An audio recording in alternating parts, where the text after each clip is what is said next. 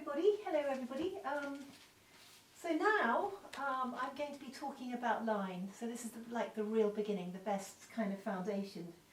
I think it's a good thing to start line drawing as opposed to shading and tone. Okay, so I'm going to be talking about, I'm going to start with some of the key aspects of line, three-dimensional line, the scale of your line, the tonality of your line. But I think the main core of this lesson is actually to teach you to really look at the model and to understand three-dimensional line. It's like the sort of first of the first things I like to teach my students. So when we're talking about line, I think the most important thing is this three-dimensional line. Which line lies in front of which line? That's something that's very crucial to understanding line drawing. So if, for instance, I was just going to draw a tree a bit more sensitively.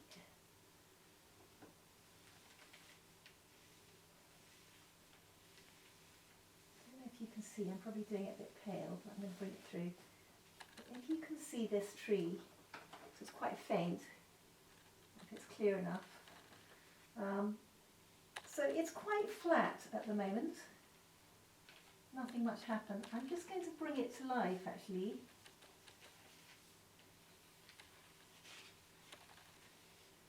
And what am I doing? Actually, the crucial thing I'm doing with this tree is it's which line is in front of which line. I don't know if you can see, maybe these lines are not quite clear enough with the camera. Let's do them a little bit more succinct. So which line is overlapping which line? Okay, now you might have noticed that on the right hand side the lines are a little bit thicker and a little bit darker.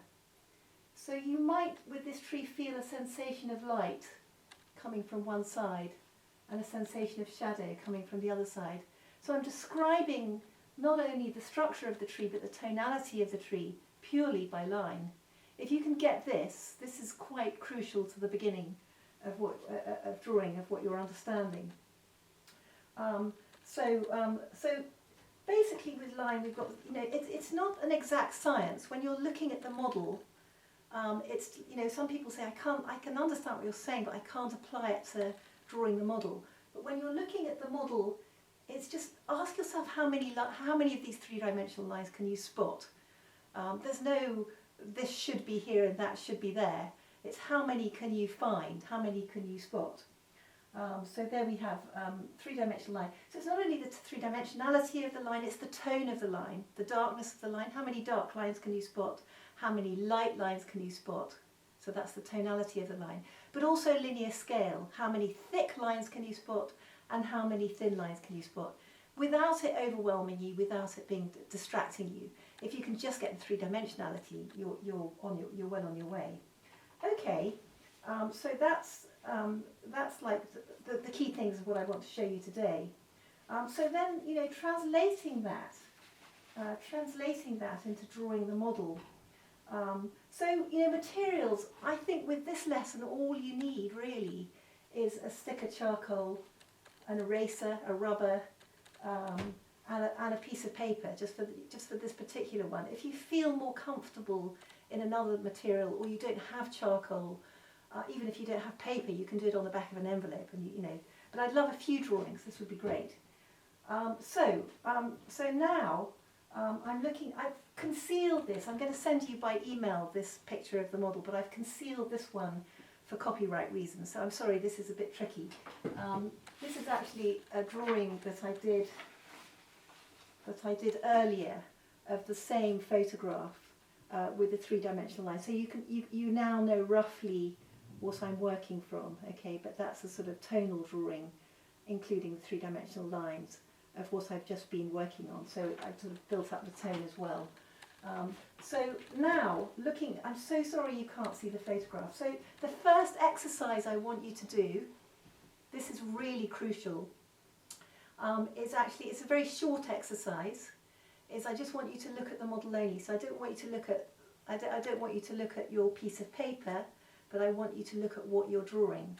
So now if you look at me, you can't see what I'm working from anyway. If you just look at me and what I do, so I'm not going to look at this piece of paper at all. You can witness that I'm not going to look at this piece, and I have no idea what my charcoal is doing. And it's a bit like sort of, I don't know if some of you are old enough, but when we had pieces of tracing paper is a bit rarer now. It's like the model is under a piece of tracing paper, but the problem is, I'm now on her shoulder, the problem is I can't relate anything. So you might find a sort of head coming out of a breast, or you might find an elbow coming out of the bottom. It doesn't matter. I'm guessing where everything is. I'm looking at this negative shape of space. Don't worry, I won't show you this negative shape of space between the hands. And I'm just drawing. And basically what really helps with this exercise is don't lift the charcoal off the piece of paper. I'm now drawing her. I wonder if it's there, the bottom. I'm just guessing the bottom. If you've done a beautiful drawing, I kind of know that you've cheated. So if everything's connecting perfectly, I know that you've been looking. So shall I look now? I don't know. Have I done enough? Let's go further down. The central one. The other side of the arm, I'm not sure I got that. Okay, the other side of the arm. Okay, I'm going to look. Yeah, that's what I want to see. So what you should be seeing, I know you're not going to be impressed, but what you should be seeing is a drawing a bit like that, okay? So, the distance between here and here in the arm is not right. The positioning of this is not quite right. I've got the bottom. However, the lines are very, very accurate, okay? So it's just an exercise. It's not a great big intimidating finishing drawing. And did you notice that I didn't look at the piece of paper? I didn't look at the drawing once, not once, okay? If you really find this a struggle, you can put a piece of translucent plastic on the window, or just draw with felt pen on your window if your felt pen can rub off. Some cars outside in your street. Just draw around the outline of the cars, trace round it. What I'm trying to do now, I'm not wandering away from line, don't worry, but what I'm trying to do now is to teach you this idea of visual flows, to teach you the idea of sourcing the information from the model and not from your knowledge in your head. The knowledge in your head can be quite destructive, the logic, the reality of it is quite illogical. So, even using the same piece of paper, you can just flip it over if you want. Okay, you can just rub it out. So I'm rubbing mine out. Maybe, I wonder if I should just go to the other side. I've got a tree on the other side, doesn't matter. Okay. So I'm going to rub this out. In fact, when you're in the class, I'm going to get you to, when you're in the class, I'm going to get you to just continue the drawing and edit accordingly. But if it makes, just so that you do understand, sorry, I've lost my piece of charcoal, it's vanished. Just so that you do understand how it's just an exercise, it's not a finished drawing. Where is my charcoal? Okay, that'll do. So now, so that's really looking. So now, with the next drawing, I want you to draw, you're allowed to look at your source. This is my source. Actually, you have it up on the screen. You can print it out. I worked from a printed out version, but it wasn't the same. And this problem with lockdown and not having a real model, the nuances, the energy that comes from the model is lost. So you're looking from photographs. So you'll try to get the nuances, try to imagine that this is a real model in front of you, try and get that. So I think when you're beginning and you're starting, you're learning, it's a good idea. So let's have a look again. You can look at you could print it out and actually have a look at while you're watching the video. Have a look at this drawing. This is a drawing from it that I've done earlier. So, look at the body rhythm. You've got the shoulders going that way, the head going that way, the hips slightly going that way, one arm up, one arm down. So I'm going to get the basic bits of information. Just hope this is clear, sorry. So I'm going to draw, what I'm going to draw, I'm looking at my source now, is a sort of pin man. Let's make it obvious for you. A pin man. 1, 2, 3, 4, 5, 6. So I hope that's clear. I'll make it a bit darker. Risk it getting a bit darker. And the legs, she's gone off, timed out. So I don't know if you can see that. Can you see that pin man? Okay, simple pin man. What's going on? Okay, don't spend ages over it, otherwise you'll sort of lose the impetus. Okay. Okay, I would have done that a bit paler if I was going to do it. So I'm going to scuff it back. Wonderful thing about charcoal, you can scuff it back. Starting point. So when I start a drawing, to me, the first few seconds are probably the most crucial. So I'm looking at the shoulder at the moment. So I'm looking at the shoulder, coming into the arm. First piece of three-dimensional line. Yeah. Can you see with this arm, the first piece of three-dimensional line? This line is in front, that line is behind, okay? Three-dimensional line, okay. Now, that's my starting point. Everything in this drawing is relating to that. This part of the drawing is in charge. This is the command centre. Position-wise, scale-wise, everything must relate to my starting point. So now, following my starting point, I noticed that the side of her is coming down here. That's the right-hand side. And I looked at the model only with that. I think my scale has gone up a bit from my pin man, but it doesn't matter. I'm going to follow the starting point, not the pin man. So now, relating to my starting point, I'm moving across the model, moving down, down, down, down. Almost looking at the model only with that. The shoulder here is coming down, down, down. I'm looking at the negative shape of space. There's a space. Let's look at the drawing again. So you can see, this is going to be later on in the course, this is a negative shape of space, this little shape of space here. I was actually looking at the shape of the space there, using the line to create the shape of space.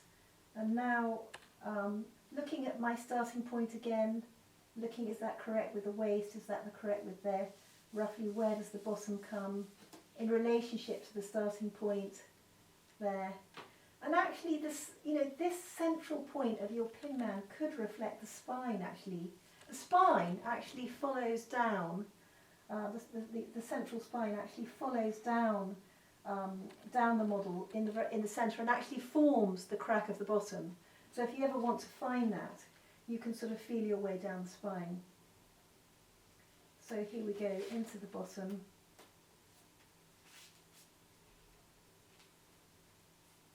Which line is in front?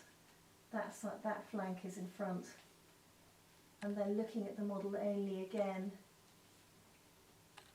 Yeah, what surprised me here is I thought that was going to be a straight line, but actually in the photograph, in the reality, it's actually slightly curving inwards. I found that quite uncomfortable, but that's the truth of it.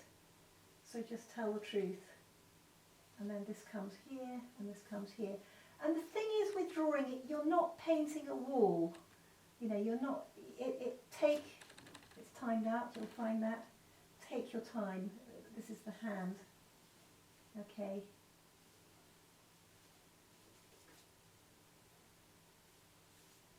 And also, have a rubber handy. Here we go. There's my piece of charcoal. Right. Have a rubber handy all the time. The rubber, actually, the rubber, just try and reevaluate the rubber. It's like a creative instrument. Don't associate negativity or mistakes with it. Reevaluate it. It's actually a drawing instrument. I draw with it all the time. I'm drawing the light with the rubber all the time. And then I don't want to go on too long. Hands. I've got a mantra with hands. Location, scale, mittens, shape, detail. hands, get the location. Where is the hand? Ask yourself, where is the hand first? Locate it, and then ask yourself how big it is. The whole of the face. The whole of the face.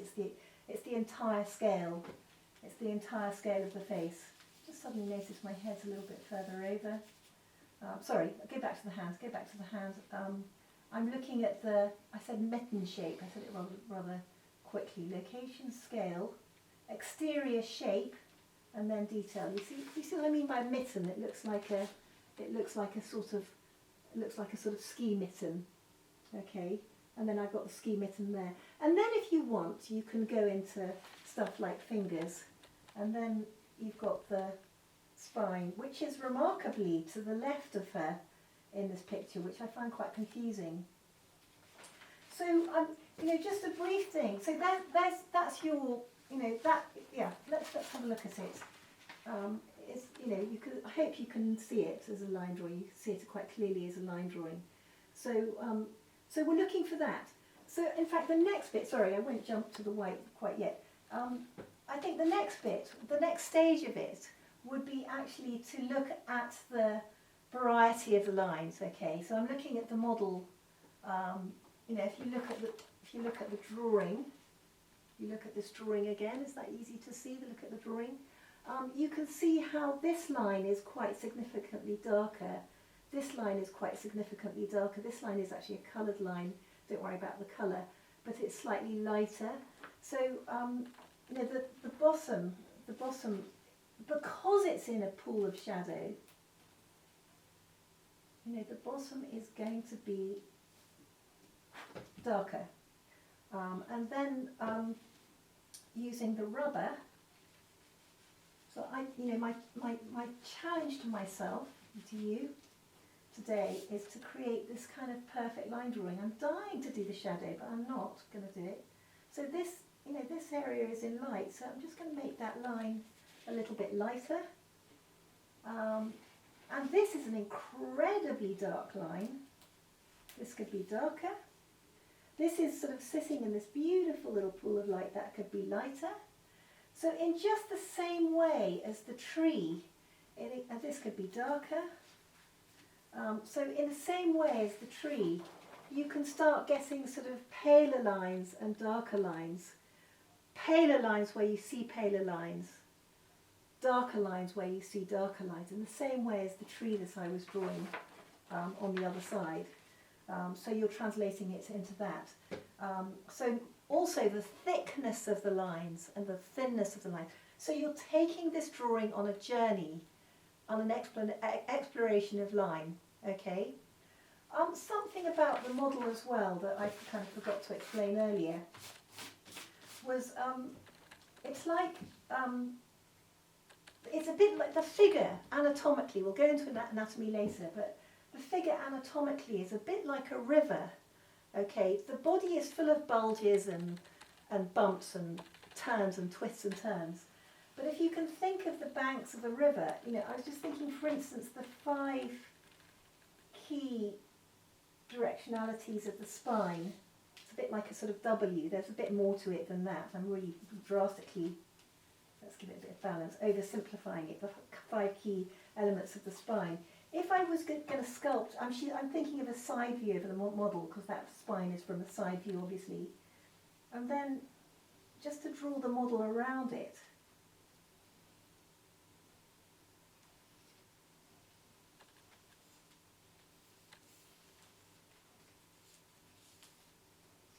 So this model, sorry, this is very rough in a piece of paper.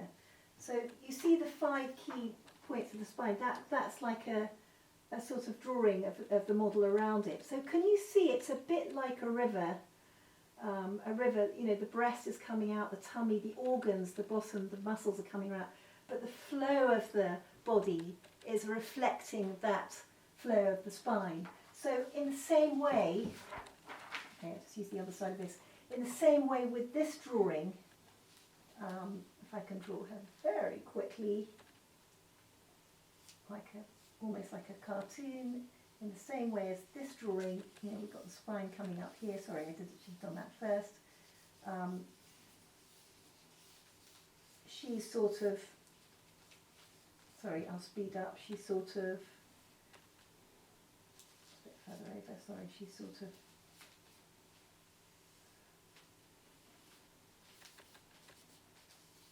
yeah, so that's this central kind of, gravitational thing, and you can see the body snaking around it like a river. Sorry, that's a bit of a sideline. But going back to this one, what would be nice is if you could do another one, just do it again, and do another one again, but sort of a little bit less restrictively if you want. You could do it in different media. If you feel more comfortable in another media, you can do it in another media.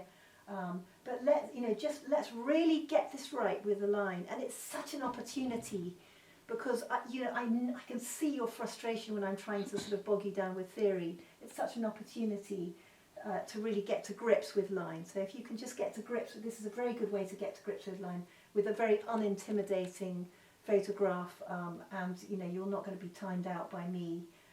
If you're finding it's not working with the observation, get a piece of felt pen and just, even your finger, just trace round someone's car outside your window, and you're locking the charcoal on the line of the photograph and just following it. Okay, it's a sort of blind faith. Okay, thank you guys. I think that, and then we'll meet on Zoom. Okay, that's great. That's the end of that lesson. Thank you very much.